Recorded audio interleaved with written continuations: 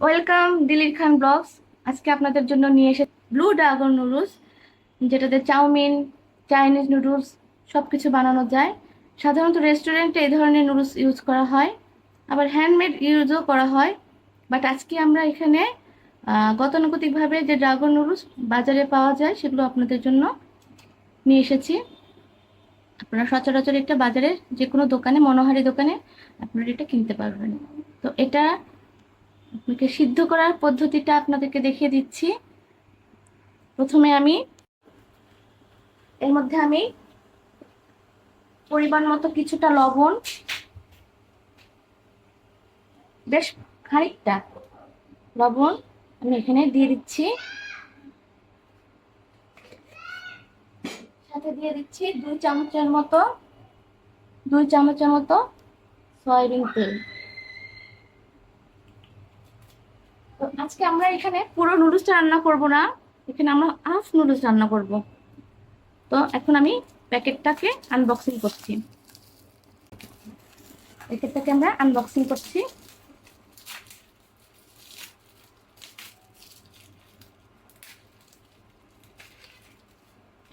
এখান থেকে আমি অর্ধেকটা পরিমাণ নুডলস, লম্বা নুডলস একদম পুরোটাই আমি গরম পানিতে দিয়ে দিব।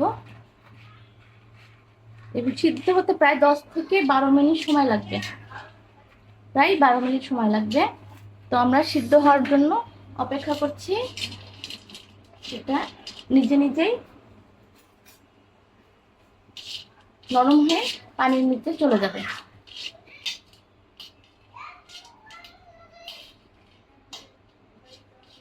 নিজে নিজেই পানিতে চলে যাবে। আমরা 10 থেকে 12 মিনিট অপেক্ষা করছি সিদ্ধ হওয়ার জন্য। 10 মিনিট পর আমরা ফেরত আসছি, দেখি নুডলসটা সিদ্ধ হয়েছে কিনা।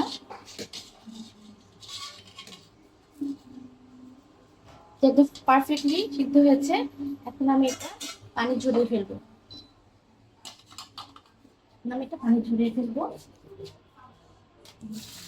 পানি ঝরানোর পর অবশ্যই খেয়াল করবেন, এখানে ঠান্ডা পানি ইউজ করবেন। ঠান্ডা পানি ইউজ করার ফলে এটা মানে লেগে যাবে না। আমি এখানে খাবার পানি ইউজ করছি, আপনারাও চেষ্টা করবেন খাবার পানি ইউজ করার, কারণ ঢাকার পানি ভালো না, অনেক জীবাণু থাকে।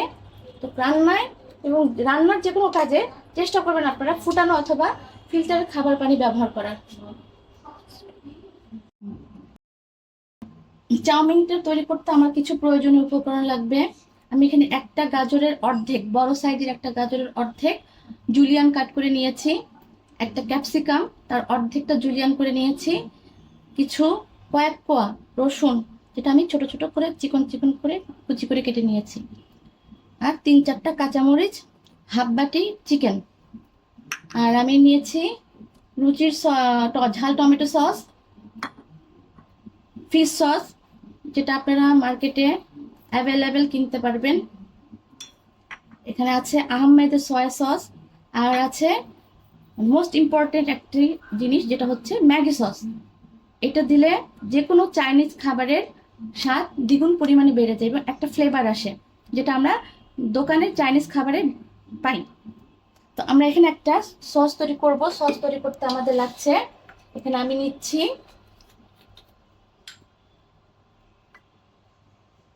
3 টেবিল চা চামচ সয়া সস। পরিমাণটা আপনারা খেয়াল করবেন, পরিমাণটা খুবই জরুরি, কারণ পরিমাণ ঠিক থাকলে এই খাবারের স্বাদ ঠিক থাকে এবং ফ্লেভারটাও ভালো আসে। নিচ্ছি আমি ম্যাগি সসটা নিচ্ছি 1 টেবিল চা চামচ, কারণ যেহেতু এটা ফ্লেভারটা অনেক স্ট্রং, তো খুব বেশি প্রয়োজন নেই। সাথে নিচ্ছি আমি ফিশ সস, এটাও নিচ্ছি আমি 1 টেবিল চামচ পরিমাণ। আর নিচ্ছে এখানে রুচির ঝাল টমেটো সস। আপনারা আমার পরিমাণগুলো খেয়াল করবেন। এখানে আমি সস নিচ্ছি 4 টেবিল চা চামচ।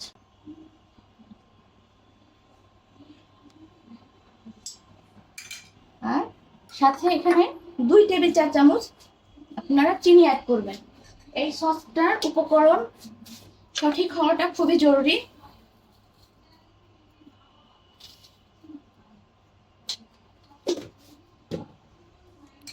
ভালোভাবে মিশিয়ে নেবেন। এটা ভালোভাবে, খুব ভালোভাবে মিশিয়ে নেবেন। আমার মোটামুটি ভালোভাবে মিশানো হয়ে গেছে। এখন আমি রান্নাতে চলে যাব। সাথে লাগছে একটা ডিম। তাই আমি দিয়ে দিচ্ছি পরিমাণ মতো তেল। তেলটা গরম হলে আমি এখানে দিচ্ছি রসুন কুচি দিয়ে দিচ্ছি। রসুন কুচিটা লাল হওয়া পর্যন্ত, ফ্রাই হওয়া পর্যন্ত আমাদের অপেক্ষা করতে হবে। এখন দিয়ে দিচ্ছি একটা ডিম।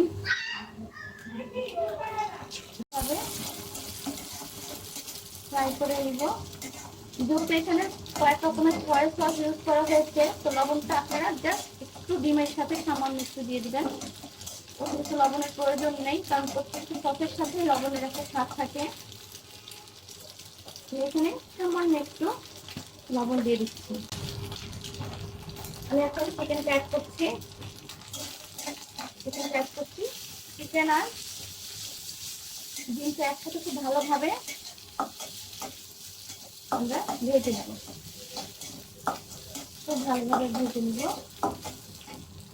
খেয়াল রাখবেন চিকেন যেন ড্রাই না হয়ে যায়। ড্রাই হলে খেতে ভালো লাগবে না।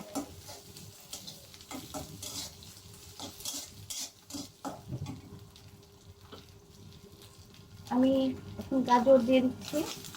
গাজরটা খুব ভালোভাবে সিদ্ধ করে ভেজে নিব। কিছুক্ষণ অপেক্ষা করবো। গাজর যেহেতু একটু শক্ত, আমরা কিছুক্ষণ একটু অপেক্ষা করবো এটাকে সিদ্ধ হওয়ার জন্য। আমাদের গাজর, চিকেন আর ডিম খুব ভালোভাবে ভাজা হয়ে গিয়েছে। এখন আমি এখানে সিদ্ধ করে রাখা নুডলসটা দেখেন কতটা পারফেক্ট হয়েছে, একদমই ঝরঝরা। এটাকে আমি দিয়ে দিব। ভালোভাবে নাড়াচাড়া করা হয়ে গেলে এর মধ্যে আমি অ্যাড করবো এখন তৈরি করে রাখা এই সসটা। এই চাউমিনের খুবই ইম্পর্টেন্ট একটি উপাদান। এটা আপনারা ভালোভাবে খেয়াল করবেন আমি কতটুকু পরিমাণে এই অর্ধেক নুডলসের মধ্যে দিয়েছি।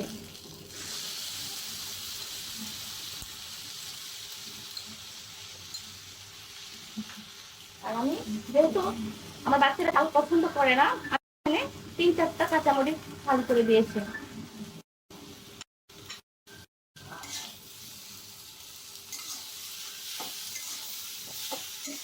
নুডলসটা ততক্ষণ পর্যন্ত নাড়াচাড়া করবেন যতক্ষণ পর্যন্ত এটা পানি শুকিয়ে না যায়।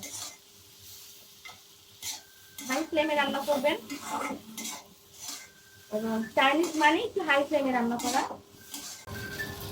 এই কেটে রাখা কেটে রাখা ক্যাপসিকামটা অ্যাড করব। ক্যাপসিকাম দেওয়ার পরে এটা বেশিক্ষণ চুলাতে রাখা যাবে না, তাতে হবে ক্যাপসিকামের যে কালারটা পুরোপুরি নষ্ট হয়ে যাবে আগুনের তাপে।